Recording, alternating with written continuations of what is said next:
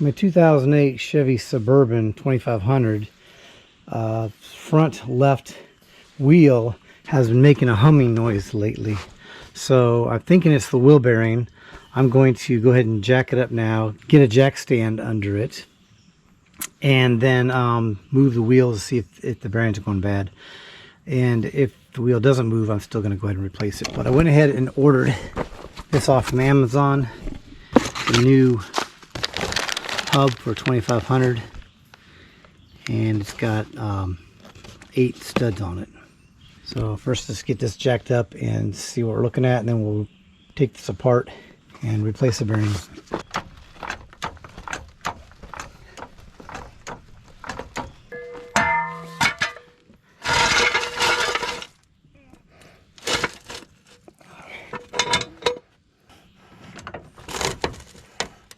Alright, jack stands in place, supporting the jack, and my wheel's still free to spin.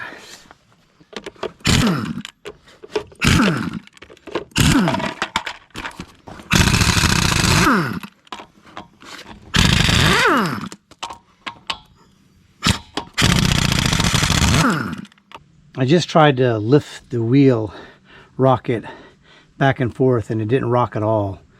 So the bearings aren't loose, but the wheel definitely hums when it drives down the road. So I'm just going to go ahead and replace it.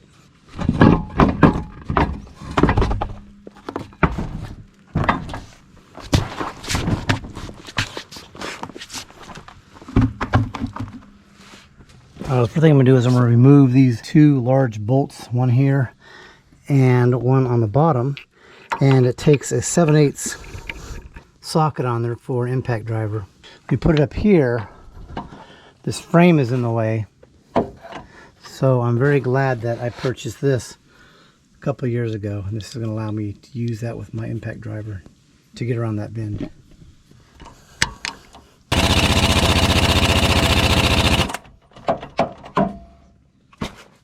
That's not going to work. Let's get a breaker bar and break that loose. Got a breaker bar in here. Hopefully it won't bend it. I've bent this a little bit before. And then for additional leverage, I'm going to go ahead and put a piece of this rock steel on here.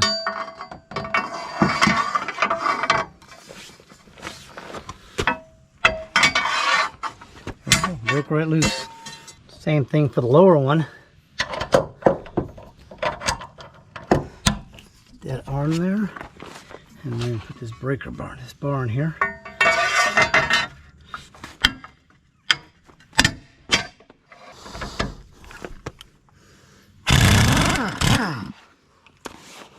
There's probably some Loctite on that before, and I'll clean these threads up, and before I put it back on, I'll put some more Loctite on there. Now this whole assembly is going to be able to lift off. Alright, so I pulled off the caliper assembly, and I'm going to get a wire so I can wire it up here so it doesn't fall. And this hub, I'm just going to wiggle off. So I got my rotor taken off, and then now I'm going to start working on taking this hub assembly out. Found a giant zip tie, worked out perfect for that. I just put it around top of this shock stud, holding it pretty well in place. Now I'm going to, lots of rust down there. I'm hoping this isn't going to be a problem.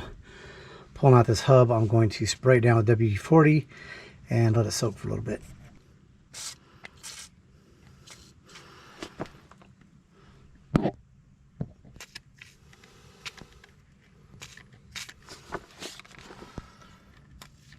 I'll use my impact driver to break these free as well.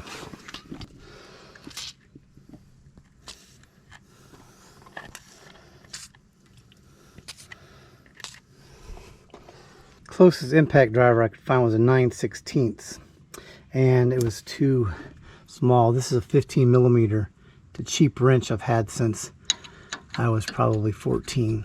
So see if we can break it today.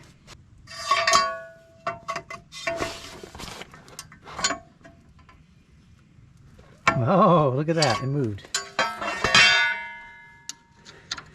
Well, that's one. We got a long ways to go. That's one broken free. break this other one free.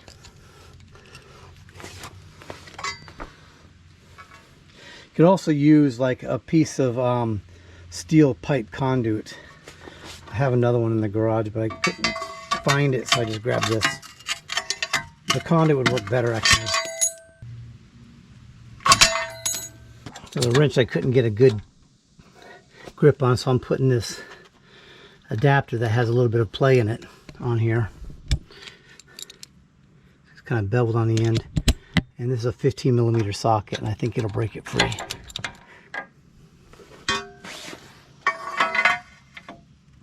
Probably that pipe or conduit would work better than this, but I can't find it. There it goes. Okay, good. All right, just 2 more to go on the other side. I've already broken these free, so I'm going to go ahead and use an impact driver to loosen these up. There we go. That's one. And I'll have to still do the other side. Let's turn the wheel the other direction. And by the way, the parking brake is applied and it is in park, but I'm going to turn this wheel the other way so I can get to those bolts on the other side. I'm going to show you another trick to use as a leverage bar, that if you've got a jack like this, you can take the handle off, and if it separates in the middle for stowage, you can then pull the end off of it, either end, let's say this end, and use that as your pry bar. So if you've got a jack like this, it may be able to do that. So let's hook this one up and break it free. Okay, that one moved pretty easily too. All right, not bad. And one more. See if that'll fit. It doesn't fit. I'm going to use the extender.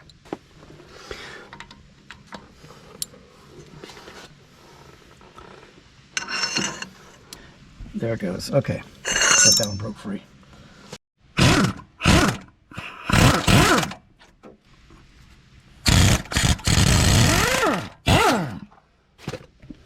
Remove this ABS sensor and then just give that a couple taps. I removed this with a screwdriver, just kind of popped it off, and I removed it up here, and now I just got to disconnect this blue connector up here. Got it, okay.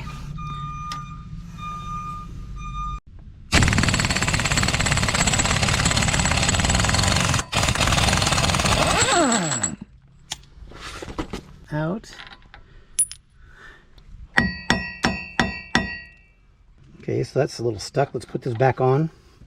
Let's give it a couple wraps in the middle.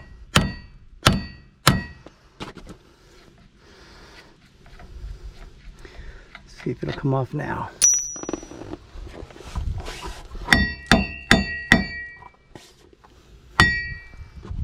All right, this might take a little extra work. That's broke free. Let's get this.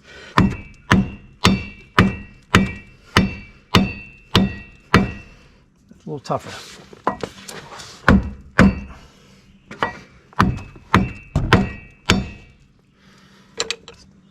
Starting to come free.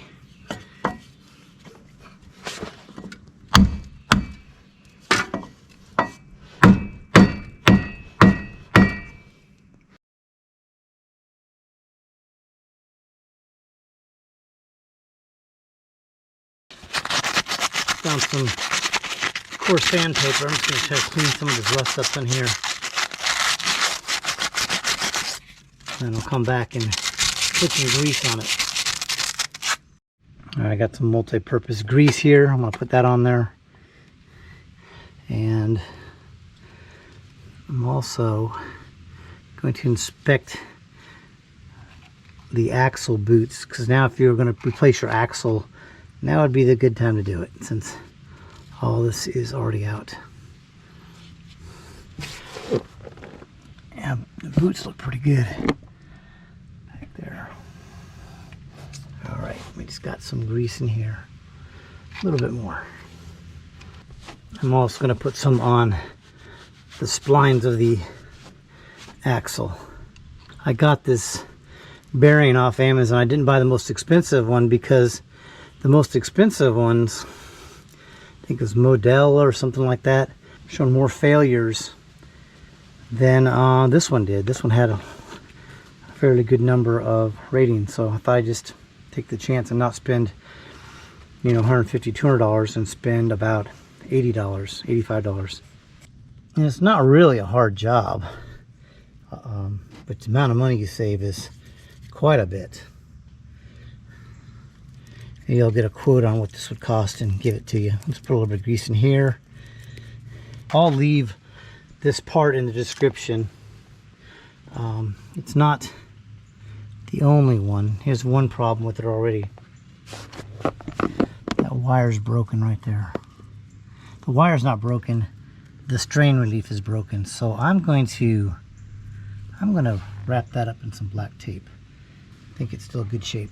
But I'll leave this part in the description, and that's not the only one. You can, you know, there's lots of them there, but this will get you started in the right direction for your vehicle. And I got it oriented properly. I'm going to pull this plate off now. And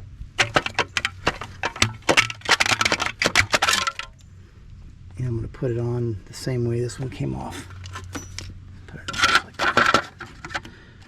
All right. Oh, first let's get some tape and fix that. Wrap that in black tape. That strain relief looks good.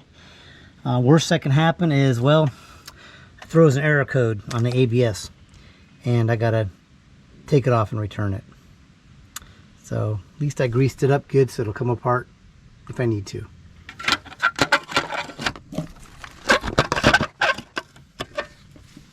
This part can be taken to the scrap pile. Never know, that might be 20 cents worth of steel. Let's get that put up in place. There we go.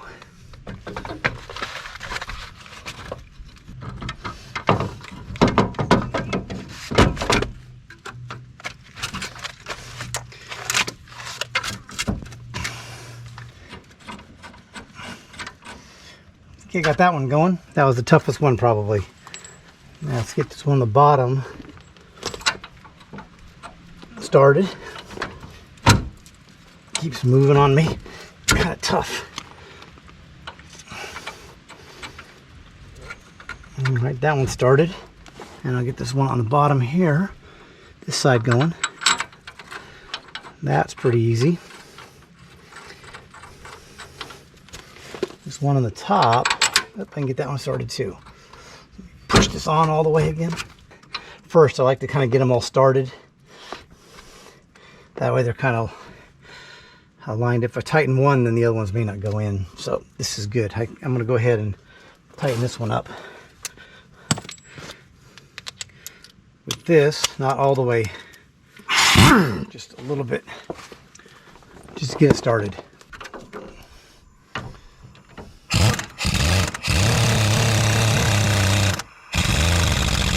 All right, that one started. Let's get this one. Good. I'm going to turn the wheel now so I can get to the other ones better. So I'll turn the wheel, then I'll come back and torque those down.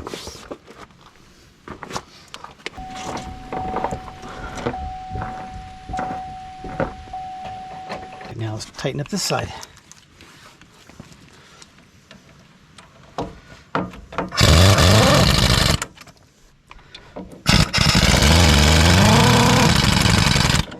Alright, and I'll come back and torque those. While I'm doing that, I'm going to go ahead and put this connector in place. I'm just going to route it the same way the other one was. Up underneath here. Push that onto there. Up here, we've got this connector. Let's get this connected properly. That's connected. Push that in. Okay, that connector's in place. And now I just got to do this connector up here.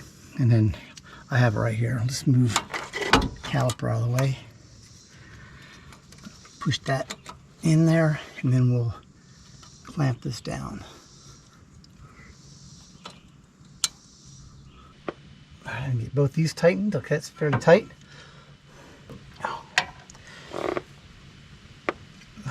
That was loose. Okay, that's tight, fairly tight before you torque it.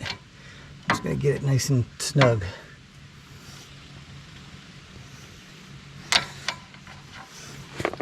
That on.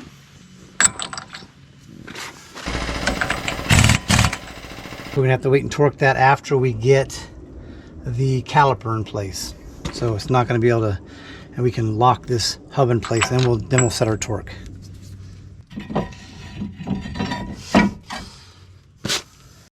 Put some brake cleaner on there. Make sure that's clean. I saw a little bit of grease on there. All right, let's push this in. Now we're gonna try to put these back on. I'm trying not to have to pull these calipers apart. If you look up here, down on here, you've got to squeeze this back in because these things slide back and forth. Now I got it lined up. I should be able to get to fit right on top of this rotor.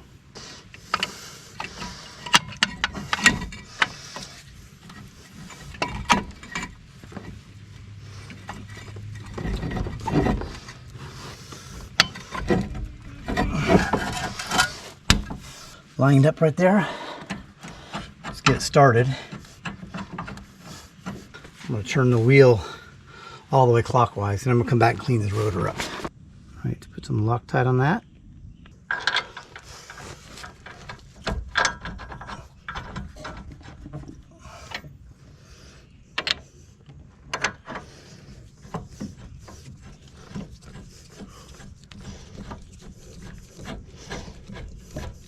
Pull this one off now. I just got this one to line myself up, and I'm going to clean this one off and do the same thing. I'll put some Loctite on these because I had a Chevy Avalanche, and I had pulled this whole caliper assembly off, and twice a bolt fell off and basically locked up my front wheels.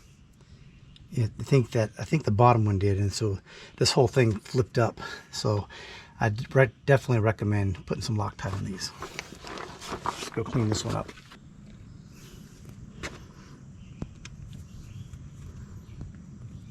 Leaking. These things always leak.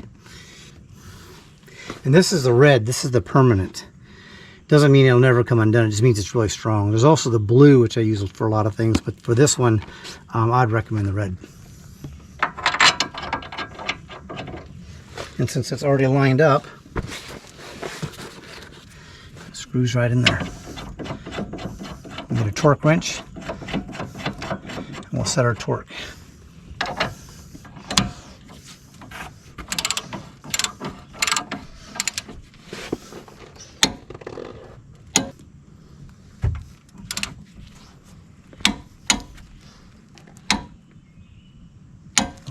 So I'm just going to put a screwdriver in the top right here, and as that turns, it'll lock in place, and then I can torque this down to spec.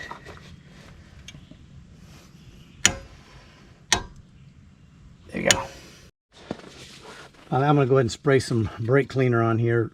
Just, you can see I've touched it, and I don't want a clean rag. I want to make sure that there's no grease on this rotor. The backside's already clean because I didn't touch it. There we go, looks good. Oh, that was easy. That was a lot easier than I thought it was going to be. Let's get these started.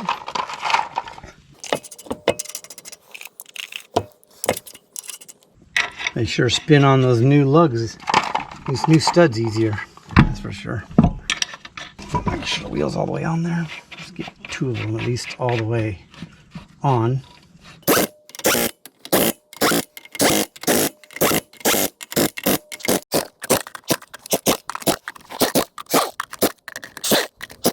Well, that's it. The only thing I have left to do now is take it out for a test drive and make sure that that sound has gone away.